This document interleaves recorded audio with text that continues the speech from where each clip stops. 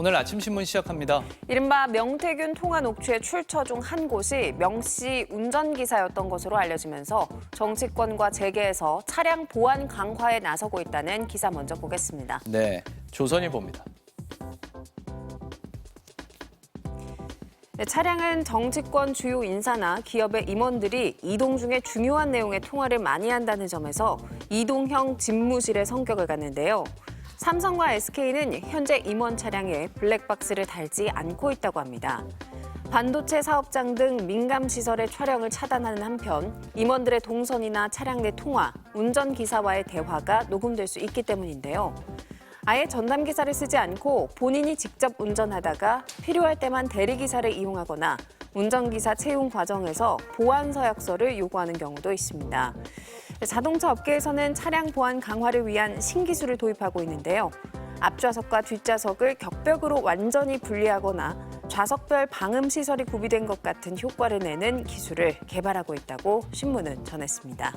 다음은 국민일보입니다. 한때 대표적 통신수단이었던 유선전화, 즉 가정용 전화가 빠르게 내리막길을 걷고 있습니다. 지난 8월 말 기준 국내 가정용 전화는 1,051만 9,700여 회선으로 2018년부터 빠르게 줄어드는 추세인데요. 내년엔 1,000만 회선도 붕괴할 전망입니다. 스마트폰의 무제한 통화 요금제 등이 감소세를 더 가속화하고 있는데요. 통신사들은 매출이 감소하는 데다 성장 가능성이 전무한 가정용 전화 서비스를 축소하고 싶어 하지만 이는 현행법상 제한돼 있습니다. 통신업계는 가정용 전화 가입자가 아무리 줄어도 일정 수준 이상의 수요는 남아있을 것이기 때문에 서비스를 점진적으로 축소해 나가는 정책 변화를 기대하고 있다고 전했습니다. 이어서 한국일보입니다. 출산 또는 어린 자녀를 양육하는 직원에게 다양한 혜택을 제공하는 지자체가 늘고 있습니다.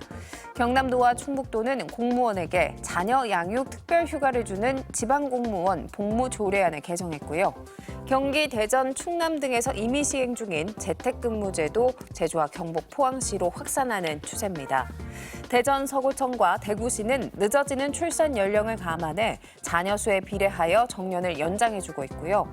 출산 시 공무원에게 가산점을 부여하고 모범 공무원 선발과 승진 등으로 우대하는 곳들도 생겨나고 있습니다. 전문가들은 특정 집단만을 대상으로 설계된 제도는 오히려 반감을 불러일으킬 수 있어 보편적이고 합리적인 방안을 고민할 필요가 있다고 조언했습니다. 다음은 한겨레입니다. 은행권 금융사고의 규모가 커지고 있고 사고의 질적 양상도 변하고 있다는 소식입니다. 2021년까지는 금융사고 액수가 최대 626억 원 수준을 밑돌았지만 2022년 1,100억여 원을 넘어서더니 올해 8월까지는 1,137억 원에 달하는데요. 은행 직원들이 개인적 목적으로 은행 돈에 손을 대는 유형이 늘어났습니다.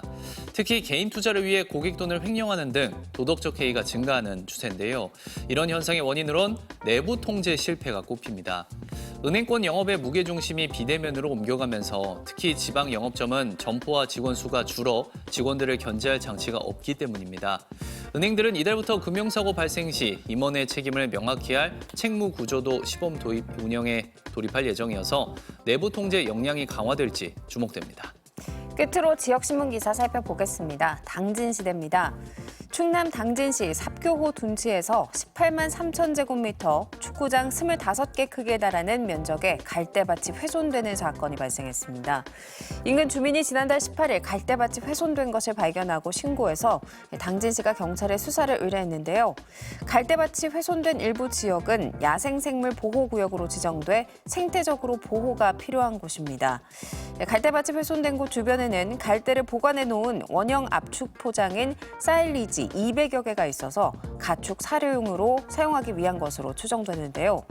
경찰이 한 달가량 수사를 했지만 피의자 특정을 못해서 현재는 수사가 중지된 것으로 전해졌습니다. 지금까지 오늘 아침 신문이었습니다.